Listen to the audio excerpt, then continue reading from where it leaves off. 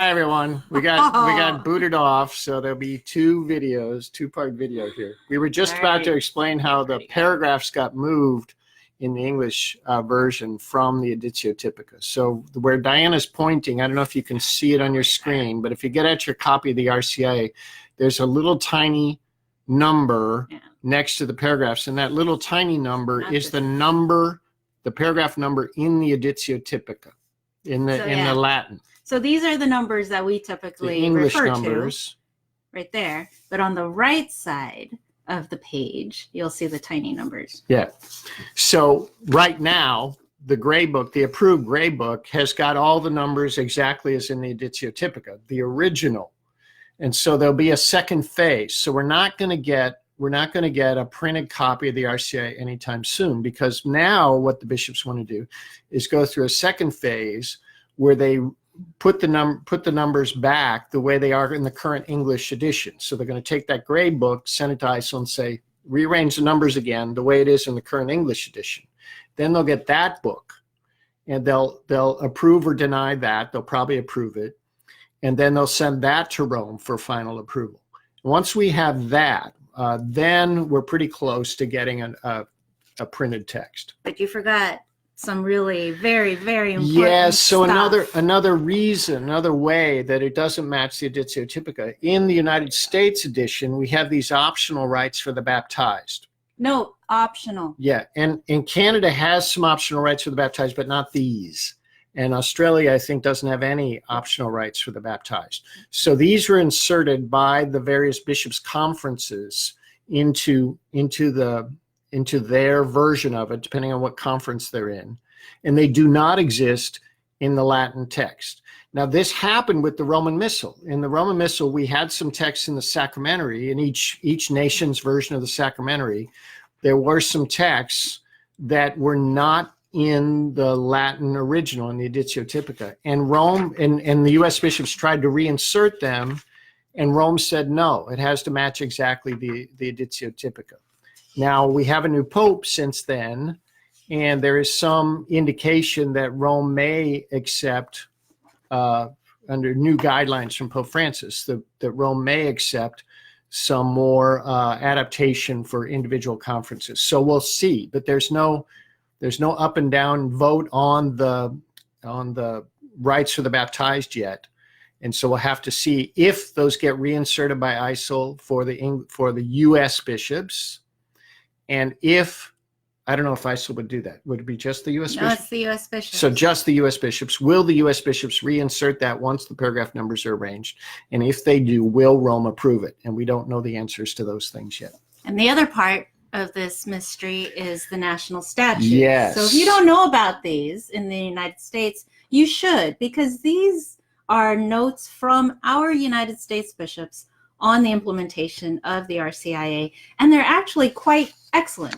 And so read them before they go away. Maybe they'll be changed. Yeah, I'm sure we'll still have national statutes, but who knows what is going to happen with these.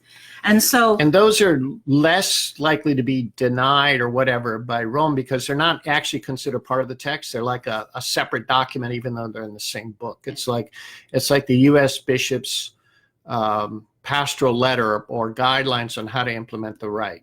And only the U.S. bishops have this. None of the other conferences have written national statutes for their countries. Yes. So there are really two stages that are happening. The first stage ended with the vote on Tuesday to approve the Gray Book. The second stage now begins, where the U.S. bishops' committees work on revising and including the optional rites, reconfiguring the paragraph numbers, and looking again at the national statutes and possibly revising those.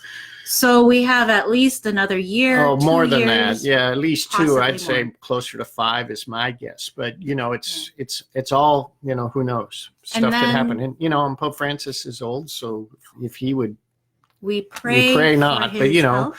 That could interrupt stuff, and so we just don't know what's going to happen. The revised rite for marriage, that I remember in the early 1990s, people were saying any day now we're going to get that. We didn't get it till just a couple of years ago. So it's just not predictable. And a really good thing too in the United States is that the United States bishops have made it a custom, at least recently, to promulgate, to distribute a Spanish translation of each revised English translation as well.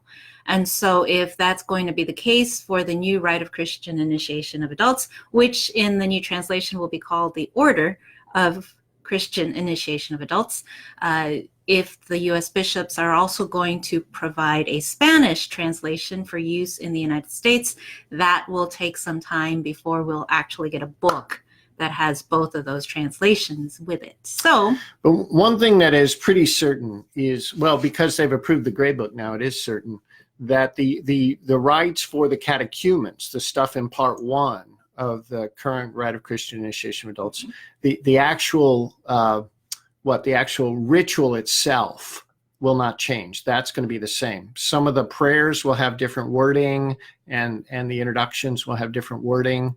But much like the retranslation of the Roman Missal, the Mass itself didn't change. It was just the prayers that went with the Mass changed. And so it'll be that way with the rites for the catechumens in the initiation rites. Now, again, we don't know what's going to happen with the rites for the baptized. So that is not part of the Editio Typica. That might change. But everything that's in the Editio Typica is as far as the actual ritual goes. So does that mean that we can hang back and relax and wait around until we actually get a new translation? No, probably not. Well, we should, in this ministry, I don't think we should ever be hanging back and relaxing. And so what we should always be doing is reviewing the text of the rite. Diane and I do this frequently. We look at the praenatanda, the introductions. We look at the rites themselves. We look at the ritual questions that are asked. We look at what the intent of this rite is, and we really try to focus on that. And we learn new things every time we do this. I've been doing this for almost 30 years and really studying the rite pretty intensely for most of those 30 years. And I always learn new things when I look at it again. So whether we get a new translation or not anytime soon, we should always be looking at what the rite says and what it intends. And if with the goal of getting deeper insight into it, because we always will get deeper insight. If you've been doing this for 20 years and you haven't changed, you're really not, you're not doing what the will of the church is. The church intends that we go deeper and deeper and deeper into this mystery. And so first thing is make sure you read the rite and reread it. Yes. Because you'll see things that you have missed over the years. Mm-hmm. And if you don't have a copy of the rite, you can always still get it. It's never too late to get your own copy, and it's good to have your own copy so that you can write your own notes into it. This is my second copy because the first copy is falling apart from overuse. And then the second thing is to really understand the dynamics and the principles of the catechumenate process, and to help you with that, and indirectly your bishop, or maybe the other way around, to help your bishop help you understand that. Earlier this year, Nick and I put together a bishop's cheat sheet. I wish we could come up with a better name for that, but it really is a cheat sheet, because bishops have a lot on their plate and a lot on their minds, and the catechumenate, for better or worse, is not always at the top of that agenda, but it's so important for bishops to understand the process and to understand the purpose. And so we wrote a little thing for you. I put that into the comments box, so just click on that. You can read it. You can download a nice copy of it to hand to your bishop, along with his favorite adult beverage, and say, here's a gift for you, bishop. And read it for yourself too, so that you can understand and help your parishioners and RCIA teams understand what this process is about, so that when we do get a new translation, you'll already be ahead of the game and you won't freak out so much about it. And the important thing to keep in mind is the underlying process and goal of the initiation rites is not changing at all. So Diane and I like to emphasize, especially paragraphs 4 and 5 in the introduction of the RCIA, which kind of outline the basic principles. There's 6 principles listed there, and those principles are going to be the same. They might be worded a little bit differently, but the actual principles are going to be the same, and we're going to rely on those same principles when we implement this rite, no matter what translation we're using, or what version winds up being promulgated. Those 6 principles are going to be the foundation. Those will remain the foundation.